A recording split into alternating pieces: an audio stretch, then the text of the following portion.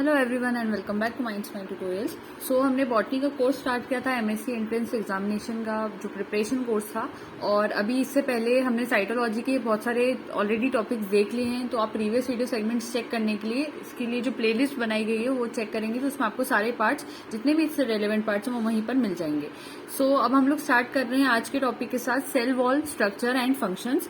तो cell wall structure and functions में basically हम लोग सेल वॉल की सारी डिटेल्स यहाँ पर डिस्कस करेंगे। सेल वॉल कैसे बनी होती है, उसका केमिकल स्ट्रक्चर क्या होता है, और वॉल के अंदर लेयर्स जो हो सकती है वो भी हम देखेंगे। फंक्शन क्या होता है सेल वॉल का वो तो आप जानते ही वैसे, लेकिन फिर भी हम यहाँ डिस्कस करेंगे। फॉर्मेशन कैसे होता है सेल वॉल का वो भी देखेंगे।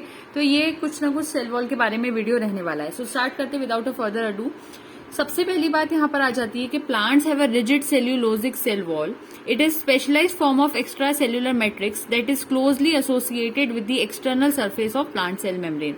नॉर्मली आपको ये बात पता होनी चाहिए, आई एम वेरी सीरियस, यहाँ पे बहुत ध्यान से सुनिएगा। एनिमल सेल के अंदर सेल वॉल नहीं होती, ओनली सेल मेम्ब्रेन होती है। प्लांट सेल के अंदर सेल वॉल भी होती है और सेल मेम्ब्रेन भी होती है। तो सेल वॉल एक रिजिड स्ट्रक्चर होता है जो कि सिर्फ और सिर्फ प्लांट सेल्स में पाया जाता है। फंजाई वगैरह में भी पाया जाएगा, वो एक दूसरी चीज है। लेकिन अभी मैं अगर डिस्कस करूं प्लांट्स और एनिमल्स के बीच में, तो सिर्फ प्लांट्स में पाया जाएगा।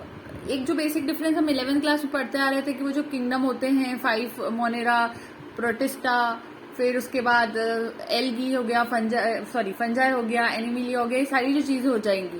तो इनके अंदर अगर आपका डिफरेंशिएशन आपने देखा होगा तो इट वुड बी बेटर अगर पहले आप वो चेक कर लेंगे। आपने शायद पढ़ा ही होगा 11th क्लास में। अगर फिर भी नहीं पता है तो आप उसके रिवीजन के लिए या तो कमेंट सेक्शन में बता दें या फिर आप नेट पर सर्च करेंगे तो आपको मिल जाएगा। स्टार्ट कर देते हैं अब। तो प्लांट्स के अंदर एक रिजिड सेल्यूलोजिक सेल वॉल होती है। नॉर्मली सेल वॉल किसकी बनी होती है? सेल्यूलोज की बनी होती है, और प्लांट के अंदर ये पाया जाता है। सेल्यूलोज का बना होता है, बहुत ध्यान देना। It is a specialized form of extra cellular matrix. एक स्पेशलाइज्ड फॉर्म है, मैट्रिक्स का ही एक फॉर्म है। मैट्रिक्स थोड़े एक्स्ट्रा सेल्यूलर स्ट्रक्चर बना देती है और वो सेल वॉल बन जाता है। Most animal cells have extra cellular component on their surface known as cell coat और ग्लाइकोकेलिक्स. लेकिन ऑन दी अदर हैंड हम बात करें, हमने भी कहा कि एनिमल सेल के अंदर सेल वॉल नहीं होती, लेकिन कभी कभी वहां पर वही जो मैट्रिक्स जो यहाँ सेल वॉल बना रही है, वही मैट्रिक्स एनिमल सेल के अंदर सेल कोट या फिर ग्लाइकोकेलिक्स का रूप ले लेती है।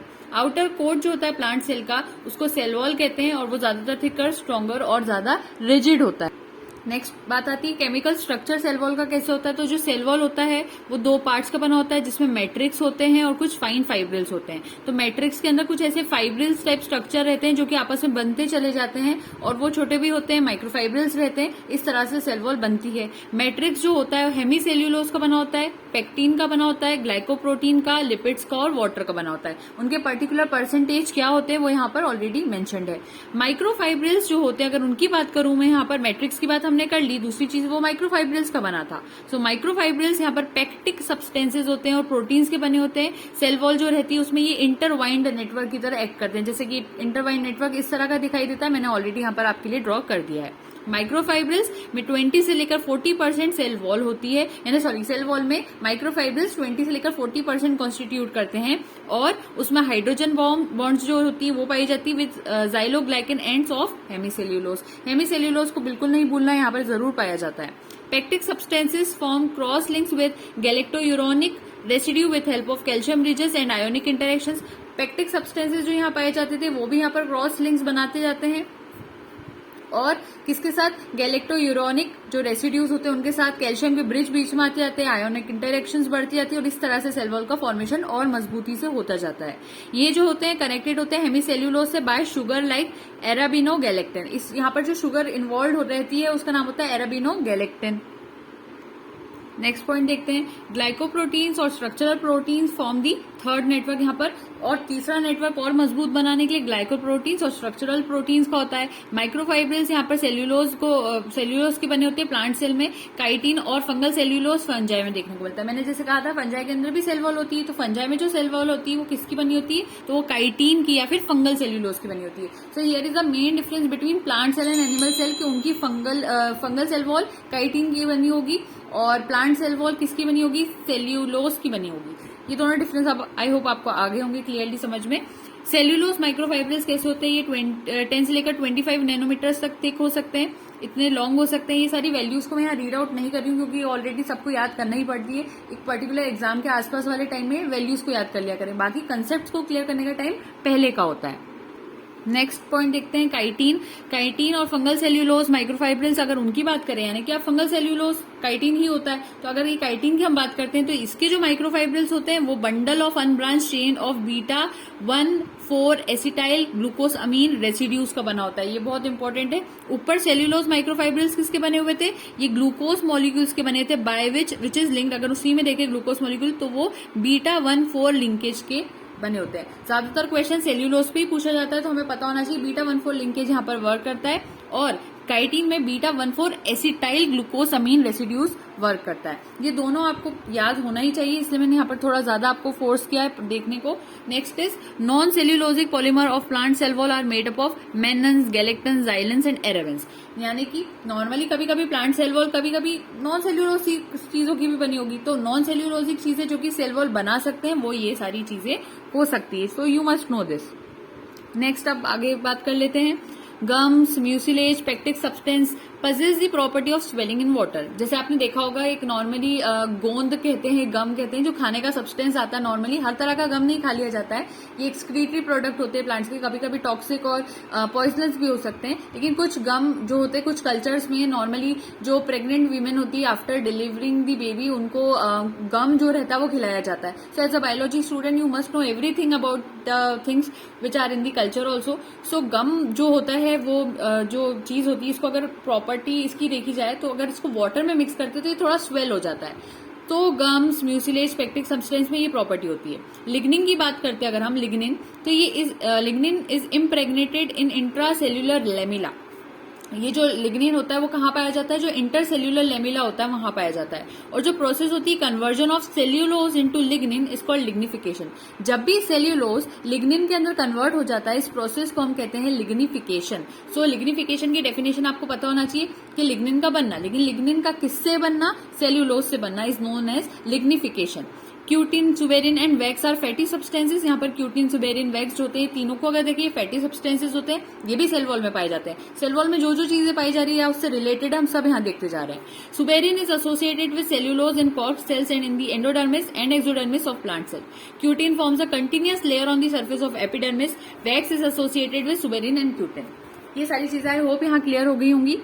Next is mineral substances present in the cell wall are. अब मिनरल कौन कौन से पाए जा रहे हैं सब्सटेंस सेल वॉल के अंदर, सिलिका मिल जाता है जो ग्रासेस, हॉर्सटेल और इक्विसिटम कह सकते हो उनके अंदर वाली सेल वॉल में मिलता है। Calcium carbonate, calcium oxalate, tannin, resin, fatty substances, volatile oil, ये सारी चीजें सेल वॉल में पाई जाती है।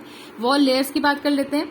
वॉल लेयर्स में जो सेल वॉल होती है प्लांट्स की जनरली थिकन होती जाती है एज के साथ, यानी कि जितना छोटा प्लांट होता है उसकी सेल वॉल उतनी ही टेंडर होती है। आप उसको आसानी से खरोच भी कर सकते हैं, अगर हम देखें स्क्रैच करना कहते हैं जिसको। और जैसे जैसे प्लांट बड़ा होता है वो सेल वॉल और मजबूत और थिक होती जाती है। So sometimes wall does not thicken much after the cell ceases to grow. कभी कभी लेकिन ऐसा भी होता है कि कुछ सेल ग्रो करना जैसे ही रुकते हैं तो उनकी जो सेल वॉल होती है वो उसके बाद और थिकन होती नहीं, क्योंकि सेल भी रुक गया ग्रो करने से तो अब उसकी सेल वॉल ग्रो नहीं करती। तो जो थिक वॉल्ड सेल्स होते हैं उनमें कॉन्सेंट्रिक डिस्टिंक्ट लेयरिंग्स अलग से समझ में आ जाती है। तो हमें समझ में आ जाता है कि कौन सा प्लांट यंग है कौन सा ओल्ड है, हम उसकी लेयरिंग से पता कर सकते हैं वो चीज। तो जो लेयर्स होती है डिफर करती है एक दूसरे से in physical and chemical nature. 3 तरह की बेसिकली वॉल्स होती है, उनके नाम अभी हम देखेंगे। तो कॉम्प्लेक्स सेल वॉल में 3 लेयर्स मेनली होती है, primary, middle lamella, intercellular substances या फिर सेकेंडरी वॉल। तो डिस्कस करते हैं मिडिल लेमिला या फिर इंटरसेल्यूलर सब्सटेंसेस इज अमॉर्फस। इनका कोई एक पर्टिकुलर स्ट्रक्चर जैसे नहीं होता होगा, कोलॉइडल, ऑप्टिकली इनएक्टिव होती हैं। It is composed of pectic compound, calcium pectate और मैग्नीशियम पेक्टेट। किसकी बनी होती है ये आपको पता होना चाहिए। तो अमॉर्फस और इनकी बनी होती है। प्राइमरी वॉल की बात करते हैं, सेल्यूलोज की बनी होती है, पेक्टिक कंपाउंड्स की, नॉन सेल्यूलोजिक पॉलीसेकेराइड्स की और हेमी सेल्यूलोज की बनी होती है। Wall is not uniformly thickened, हर जगह से एक जैसी थिकंड नहीं होती है। ये 0.1 से लेकर 3.0 माइक्रोमीटर्स तक थिक हो सकती है। सेकेंडरी सेल वॉल की बात करें तो ये मैकेनिकल फंक्शन परफॉर्म करती है, यानी कि सेल के अंदर सेकेंडरी वॉल अगर है तो वो जनरली डिवॉइड होगी प्रोटोप्लास्ट एट मैच्योरिटी। दूसरी चीज ये होती है कि इसमें जैसे मैच्योरिटी होती है तो वहां प्रोटोप्लास्ट एब्सेंट हो जाता है। एक्टिव लिविंग सेल्स यहाँ पर पाए जाते हैं जैसे कि जाइलम रेज और जाइलम पेरेन्काइमा सेल्स में ऑल्सो हैव सेकेंडरी वॉल्स। उसके बाद क्या होता है, इसी में अभी हम सेकेंडरी सेल वॉल में चल रहे हैं। इसके अंदर सेल्यूलोज और मिक्सचर ऑफ सेल्यूलोज पाया जाता है, नॉन सेल्यूलर पॉलीसेकेराइड, हेमीसेल्यूलोज पाया जाता है। इनरमोस्ट लेयर जो होती है sometime consist only of helical bonds जिनको हम टर्शरी स्पाइरल्स या फिर स्पाइरल थिकनिंग भी कहते हैं। तो हियर यहाँ पर अगर हम डायग्राम देखें तो स्ट्रक्चर ऑफ सेल वॉल आपको दिखाया गया है। यहाँ पर आप middle lamella, primary wall, 3 layered secondary wall, microfibril, cellulose molecule, micelle, सारी चीजें देख सकते हैं। So if you wish you can draw this diagram. और मैंने जैसे कि पहले भी कहा है कि बुक ले लेना ज्यादा अच्छा होगा। कुछ स्टूडेंट्स की अगर अपनी कोई ऐसी मर्जी है कि नहीं हमें बुक नहीं लेना चाहिए, we will write the note, then it's also fine, क्योंकि इंसान लिखता भी है तो उससे भी हमें याद होता है। और जिनके पास टाइम की थोड़ी सी प्रॉब्लम चल रही है वो बुक को परचेस यहाँ पर कर लेंगे और फिर वहां पर मार्किंग्स करते जाए मेरे साथ अगर कुछ इंपॉर्टेंट लगता है।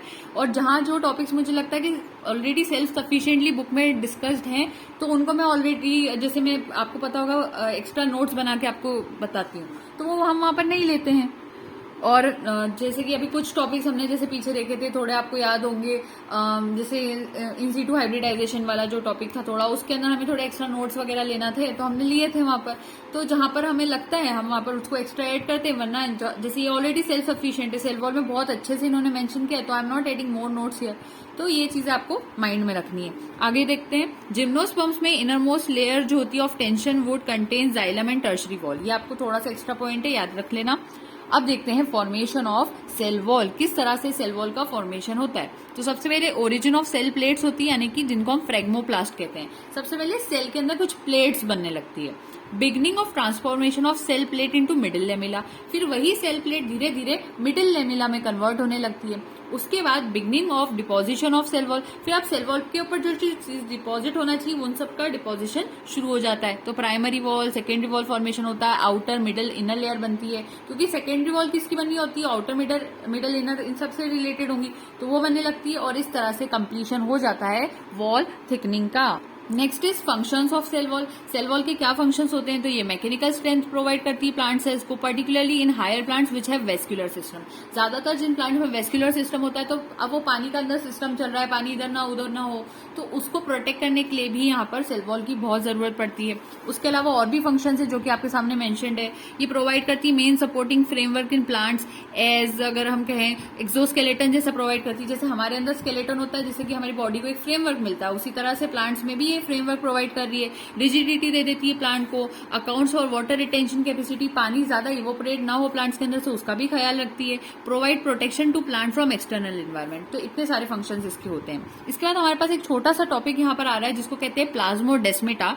तो सेल वॉल और सेल मेम्ब्रेन के बारे में तो हमें पढ़ना ही है स्टूडेंट्स, लेकिन ये एक छोटा सा टॉपिक हम मिस ना करें यहाँ पर तो बेहतर होगा, प्लाज्मोडेस्मेटा। तो आई थिंक हम इसी वीडियो में प्लाज्मोडेस्मेटा को भी इंक्लूड कर लें। तो प्लाज्मोडेस्मेटा होता क्या है, तो प्रोटोप्लास्ट जो होता है किसी एक सेल का is connected to adjacent cell by delicate thread like cytoplasm is known as plasmodesmata. अच्छा, पहले बताइए प्रोटोप्लाज्म क्या होता है। तो जो न्यूक्लियस का साइटोप्लाज्म होता है जिसको हम न्यूक्लियोप्लाज्म कहते हैं, और सेल का जो साइटोप्लाज्म होता है, यानी nucleoplasm plus cytoplasm is equals to protoplasm. तो किसी एक सेल का प्रोटोप्लास्ट अगर आप देखते हैं, यानी प्रोटोप्लाज्म अगर आप देखते हैं, तो वो दूसरे सेल से भी एडजेसेंट सेल से कनेक्टेड होता है। यानी कि मान लीजिए ये एक सेल है आपके पास और ये एक सेल है आपके पास, तो इनका बीच में यहाँ न्यूक्लियस वाला पोर्शन है और यहाँ न्यूक्लियस वाला पोर्शन, यहाँ एक और सेल बना लेते हैं, 3 सेल है फॉर एग्जाम्पल। तो यहाँ जो इसका प्लाज्मो ये पूरा अंदर का प्रोटोप्लाज्म होगा इस पूरे सेल का और इधर का भी होगा। तो प्रोटोप्लाज्म आपस में जब कनेक्टेड होते हैं एक दूसरे से, तो वो एक थ्रेड लाइक साइटोप्लाज्म या डेलिकेट स्ट्रक्चर से कनेक्टेड होते हैं जिसको प्लाज्मोडेस्मेटा कहते हैं। तो एक कनेक्शन ही होता है थ्रेड लाइक जिसको प्लाज्मोडेस्मेटा कहते हैं। ये फाइन साइटोप्लाज्मिक कैनाल्स होती है जो कि लाइंड होती है प्लाज्मा मेम्ब्रेन से और often having an endoplasmic reticulum tubule called desmotubule. तो प्लाज्मोडेस्मेटा जो होता है उसके पास एक एंडोप्लाज्मिक रेटिकुलम जैसी कोई चीज होती है जिसको हम कहते हैं डेस्मोट्यूब्यूल। समझ में आ रहा होगा। प्लाज्मोडेस्मेटा रेड एल्गी में, liverworts, mosses, vascular site cryptogams, gymnosperms, angiosperms, इन सब में पाया जाता है।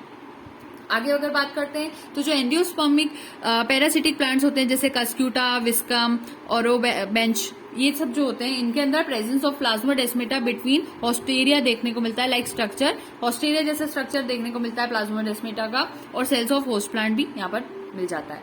फिर उसके बाद plasmodesmata are present in endosperm of some seeds जैसे कि Phoenix, Aesculus, Diospyros. Here reserve food greatly increases the wall thickness. यहाँ पर फूड जो होता है वो रिजर्व होता जाता है और इसकी वजह से सेल वॉल की थिकनेस बढ़ती जाती है। तो ये प्लाज्मोडेस्मेटा इतना ज्यादा मतलब डिटेल में यहाँ नहीं है, जितना हमने पढ़ना था हमने पढ़ लिया। सो नेक्स्ट टॉपिक आपका रहेगा सेल मेम्ब्रेन, जो कि मैं नेक्स्ट वीडियो सेगमेंट में ले लूंगी, उसको वहां पर पूरा कंप्लीट करने की कोशिश करेंगे। So thank you so much and don't forget to like share and subscribe. Happy learning.